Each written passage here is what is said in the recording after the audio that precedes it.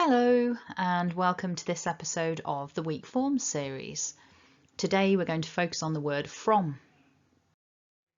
So to begin with, we've got the strong form with the O vowel from. However, there's also a weak version using that schwa vowel, so the and what that looks like is this. So we replace the O with an and it becomes from. It's very subtly different. From is the strong and from is the weak. So when I make the O of the strong, O, my lips are sort of a bit more circular and rounded at the front. But when I say the weak version, from, my lips are nowhere near as rounded. They're much more relaxed. And the tongue's quite relaxed in the mouth. From. So a couple of examples then. This cider comes from Devon. Have you heard from Joe recently? So in both of those cases, we've got key information in the sentence that is not this word. So we've got the cider and Devon as sort of key ideas in that first sentence. This cider comes from Devon. And in the second sentence, we've got certainly Joe is a key element of the sentence. Have you heard from Joe recently? So it's probably the hearing and Joe that are important here. Have you heard from Joe recently?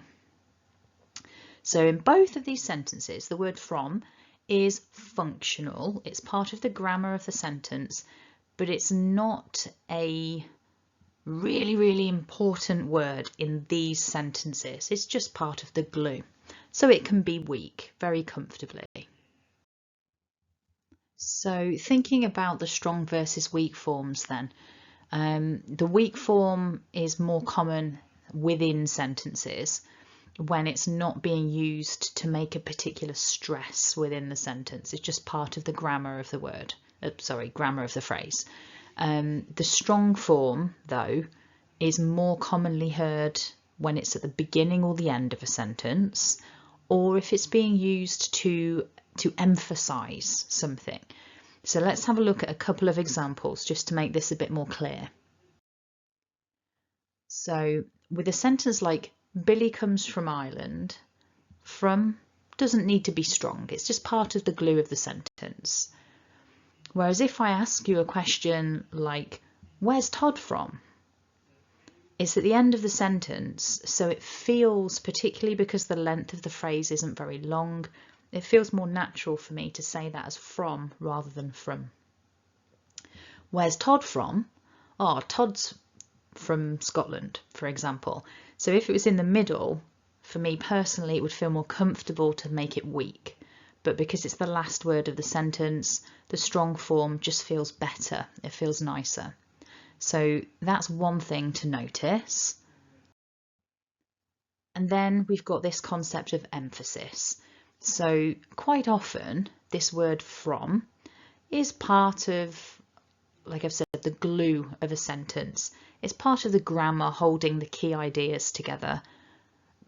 But if it's a grammar word, it's probably weak. However, sometimes we want it stronger so that the real meaning can be made clear.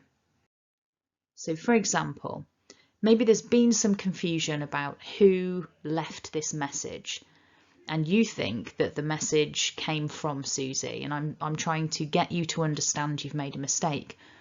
I would then stress the words differently.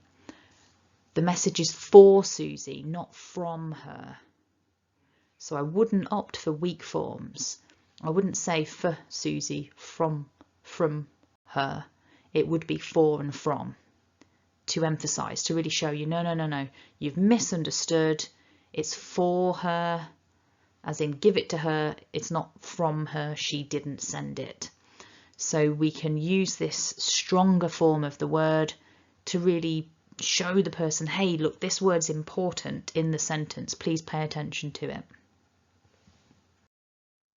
So I hope you found that useful. If you check out the playlist you'll find other examples of words that have strong and weak forms. It's really useful to work with these because it certainly helps you to use that in your own speech, but also it can help you when you're listening to people. It'll help you to pick up on subtleties, for example, in other people's speech. Anyway, if you found that useful, don't forget to hit the like button, subscribe to the channel so that you don't miss out on future content. Thanks for watching and have a great day.